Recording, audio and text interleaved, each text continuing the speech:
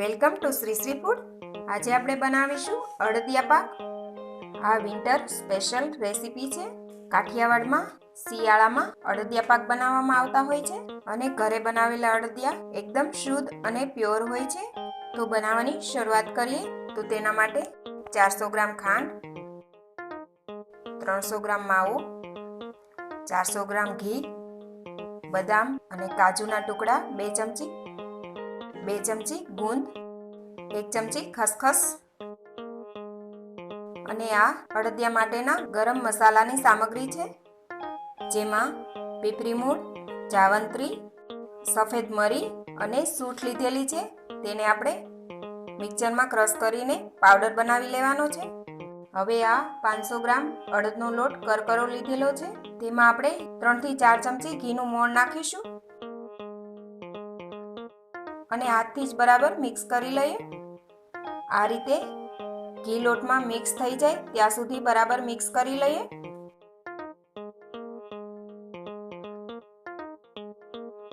ત્યારબાદ એક કડાઈમાં ઘી એડ કરી દઈએ. ઘી ગરમ થાય એટલે આપણે પહેલા ગુંદ તળીને તૈયાર કરીએ.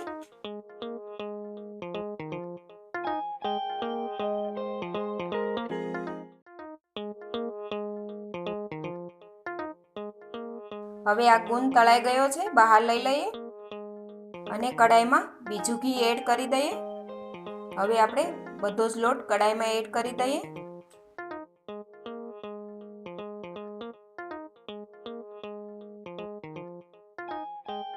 હવે તેને સારી રીતે મિક્સ કરી લઈએ.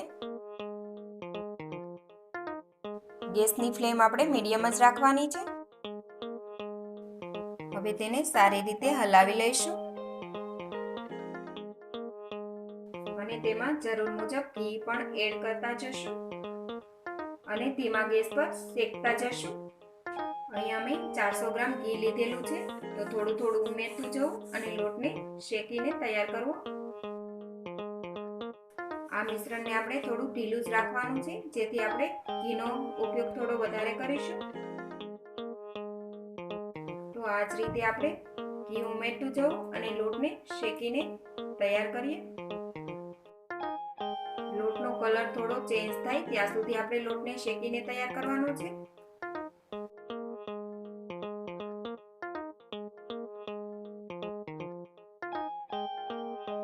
તો અહીંયા આ લોટ સરસ શેકાઈને તૈયાર થઈ ગયો છે. હવે તેમાં આપણે માવો એડ કરી દઈએ અને તેને પણ સારી રીતે મિક્સ કરી લઈએ.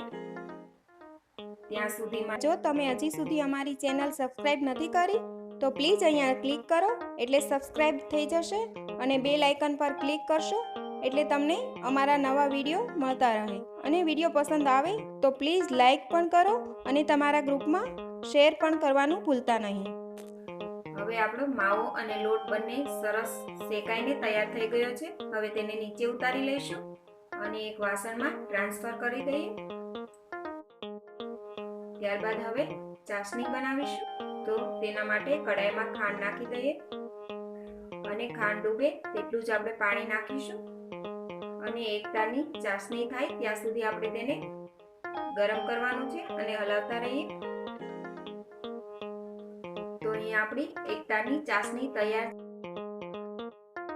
શેકેલો માવો અને લોટનું મિશ્રણ ઉમેરી દઈએ અને તેને બરાબર મિક્સ કરી લઈએ અને ઘટ થાય ત્યાં સુધી રહેવા દઈશું. ગેસ આપણે મીડિયમ જ રાખવાનો છે.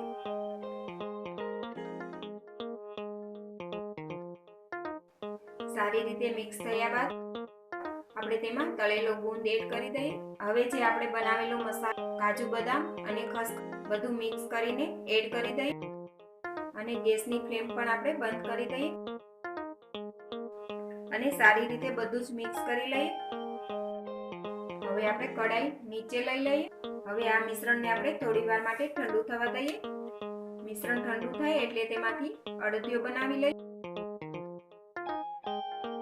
આ રીતે આપણે અડદિયા બનાવી લઈએ. અડદિયા ન બનાવવા હોય તો થાળીમાં તેને આપણે ઢેફલી પણ બનાવી શકાય છે.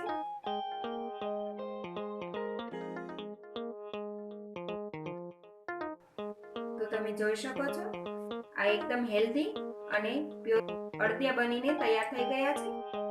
તો આપણા બધા જ અડદિયા બનીને તૈયાર છે।